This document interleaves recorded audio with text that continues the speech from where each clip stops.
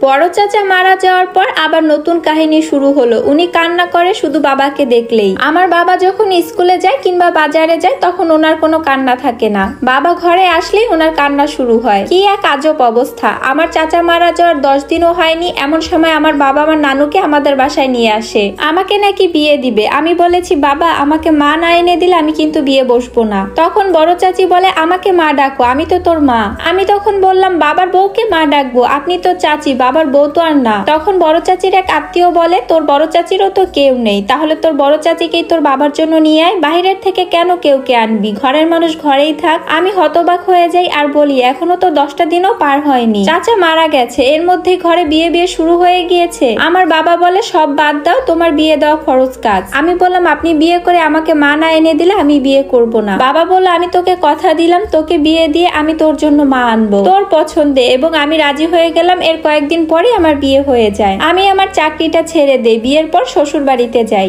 দিনগুলো বেশ ভালোই কাটে, ওনারা ভালো মানুষ ছিল আলহামদুলিল্লাহ। আমার বিয়ের 1.5 মাস পর শুনি আমার বাবা বড় চাচিকে বিয়ে করেছেন। শোনার পরে আমি সেখানে যাই আমার শাশুড়ি সহ। উনি আমার ফুপু, তাই লুকানোর কিছুই ছিল না। আর বিয়ের খবরটা আমি আমার শাশুড়ির কাছ থেকেই পাই। গিয়ে দেখি আমার বড় চাচি রান্না করছেন। ওনাকে দেখে মনে হয় না উনি 1.5 মাস আগে বিধবা হয়েছেন। সবুজ রঙের শাড়ি, হাতে গহনা, আমার মায়ের কিছু সামান্য গহনা। আমি ওনার গলা থেকে চেনটা টেনে ছিঁড়ে ফেলি, কারণ এটা আমার মায়ের জিনিস, ওনার অধিকার নেই এতে। আমি ওনার হাত থেকে আমার মায়ের চুড়িগুলো নিয়ে ফেলি। আমার বাবা 2 হাত ভর্তি বাজার নিয়ে বাড়ি ফিরেন। বাবাকে দেখে আমি চিৎকার করে বলি বেঈমানের বাচ্চা, বেঈমান লম্পট, তুই আমাকে কথা দিয়েছিলি তুই আমার পছন্দ করা মেয়েকে বিয়ে করে আনবি, আর তুই বিয়ে করছিস কাকে, যাকে আমি একদমই সহ্য করতে পারি না, আর যার সাথে পরকীয়া করতি। আর আমার বাবা আমাকে মেরে বাড়ি থেকে বের করে দেয় আর বলে জীবনও তোর চেহারা দেখতে চাই না। আমি গ্রামের মেম্বার চেয়ারম্যান নিয়ে বিচার বসাই। বিচারে ছিছি করা ছাড়া তাদের আর কিছুই করার ছিল না, কারণ ওনার জীবন উনি যাকে ইচ্ছা তাকেই বিয়ে করতে পারেন, আর ওনার বাড়িতে উনি যাকে ইচ্ছা তাকেই রাখতে পারেন। এখানে আমার করার কিছুই ছিল না। বিচারে সবাই আমার জন্য মায়া দেখালো, কিন্তু সত্যিই তাদের করার কিছুই ছিল না, কারণ বাবা অনৈতিক কিছু করেনি তাদের চোখে। বিচার বসানোর পর চিরতরে আমার বাবার বাড়িতে যাওয়া বন্ধ হয়ে গেল।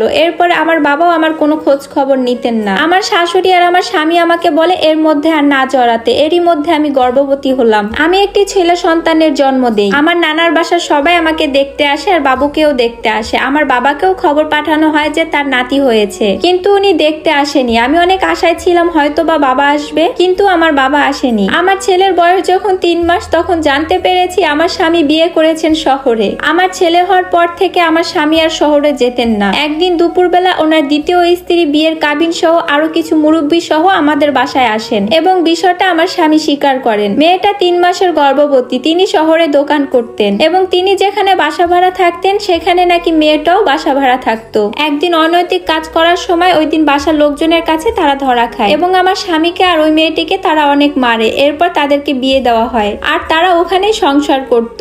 আমার স্বামীর সাথে তার সুখের সংসারই ছিল। তবে মেয়েটি আগে থেকেই জানতো আমার স্বামী বিবাহিত ছিল। আমার সেদিনও কান্না ছাড়া কিছু করার ছিল না। আমার স্বামী সেদিন আমার পায়ে ধরে মাপ চেয়েছিল, কিন্তু মাপ চেয়ে হবেটা কি আর, কারণ যা হওয়ার হয়ে গিয়েছে। মাপ চেয়েও কোনো লাভ নেই, আর মেয়েটাকেও ডিভোর্স দেওয়া যাবে না, কারণ মেয়েটা গর্ভবতী। পুরুষ জাতিটার উপরেই আমার ঘৃণা ধরে গেছে। মেয়েটাকে ঘরে ঢুকানো হলো। আমি আমার স্বামীকে রুম থেকে বের করে দিলাম এবং সেদিনের পর থেকে আমার আর তার সাথে কথা হয়নি। পরের দিন আমি আমার সবকিছু নিয়ে আমার নানার বাসায় চলে আসি। আসার সময় আমার শাশুড়ি আমাকে বাধা দিয়েছে আমার স্বামী সহ, কিন্তু আমি তাদের বাধা মানি নাই। আসার সময় বলে এসেছিলাম আমার ছেলেটার দিকে যদি নজর দেয় তাহলে অনেক খারাপ কিছু হবে। আমার নানু বাসার খবরটা আগেই চলে যায়। আমার নানু আমাকে জড়িয়ে ধরে বলল আমি আছি নাতিন তোর পাশে, তুই চিন্তা করিস না। নানু আমাকে পুঁটি মাছ দিয়ে ভাত খেতে দেয়। ভাত খেতে খেতে দেখলাম আমার নানু আমার ছেলেটার সাথে কথা বলতেছে আর আমার ছেলেটা ফেল ফেল করে হাসতেছে। তখন মনে মনে বলি যে আমি আমার ছেলেটার জন্য বাঁচবো।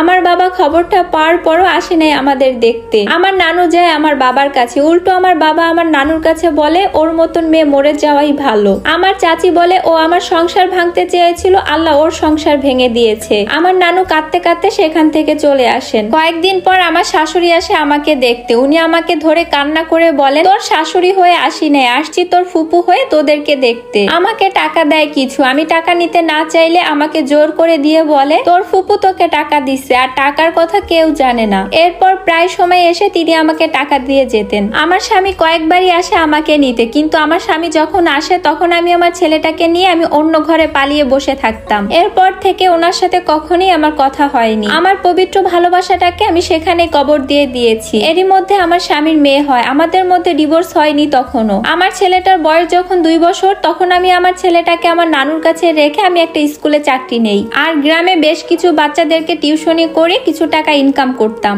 আমার ফুপু আমাকে মাসে যা পারতো দিত। জীবনের নিয়মে চলে যায়, সময় কারোর জন্য অপেক্ষা করে না। দেখতে দেখতে জীবন থেকে অনেকগুলো বছর কেটে যায়। আমার জন্য বিয়ের অনেক প্রস্তাব আসতো, কিন্তু ছেলেদের উপরে বিশ্বাস হারিয়ে যাওয়াতে আর বিয়েতে রাজি হইনি। ছেলের বাবা নাকি বেশ সুখেই সংসার করতেছিল। পরপর তাদের আরো 2টি মেয়ে হয়। আমার বাবার সাথে আর যোগাযোগ হয়নি। এরই মধ্যে আমার নানু মারা যায়। আমার নানুর দাফনের সময় আমার বাবা আসে এবং আমার বাচ্চার বাবাও আসে। 2টা ঘৃণার মানুষ আসে। আমার বাচ্চার বাবা আমার সাথে দেখা করতে চাইলে আমি দেখা করিনি, আর আমার বাবা জানাজা পড়ে চলে যায়। দূর থেকে দেখেছি মানুষটা অনেক শুকিয়ে গিয়েছে। আমার ছেলে যখন এসএসসি পরীক্ষা দিবে তখন আমার বাবা আমাকে খবর পাঠালো উনি খুব অসুস্থ, বিছানায় পড়ে গেছে। ওখানেই খাওয়া, ঘুম আর বাথরুম। আমি পরের দিন আমার ছেলেকে নিয়ে গেলাম। গিয়ে তো আমি অবাক, আমার কি বাবা কি হয়ে গেছে। ঘরের একটা সাইডে ওনাকে রেখেছেন এবং মলমূত্রের গন্ধে ওনার অবস্থা খারাপ। আমি এবং আমার ছেলে কোনো রকমে বাবাকে গোসল করিয়ে হাসপাতালে নিয়ে গেলাম এবং সেখানেই 7 দিন রাখলাম। তখন আমার ছেলের এসএসসি পরীক্ষা, বেচারা ভালো করে পড়তেও পারে নাই, কারণ ঘরের সব কাজ তখন সে করতো। আমার জন্য রাতে হাসপাতালে থাকতো এবং আমার জন্য রাতে ভাতও নিয়ে আসতো। আমার ছেলেটা আমার বাপ ছিলেন, আমাকে কন্যার মতো আগলে রাখতো। বাবা মেডিকেলে 7 দিন ছিলেন। এই 7 দিনে ওনাকে কেউ দেখতে আসে নাই, ওনার বিয়ে করা বউটাও না। বাবা সুস্থ হওয়ার পরে বললেন আমাকে অনেক মারতো, আমাকে খেতে দিত না, চিকিৎসাও করতো না, আর আমার জায়গা সম্পদ সব ও লিখে নিয়েছে। আমি একদম শূন্য হাতে তোর কাছে এসেছি, আমাকে পারলে মাফ করে দিস।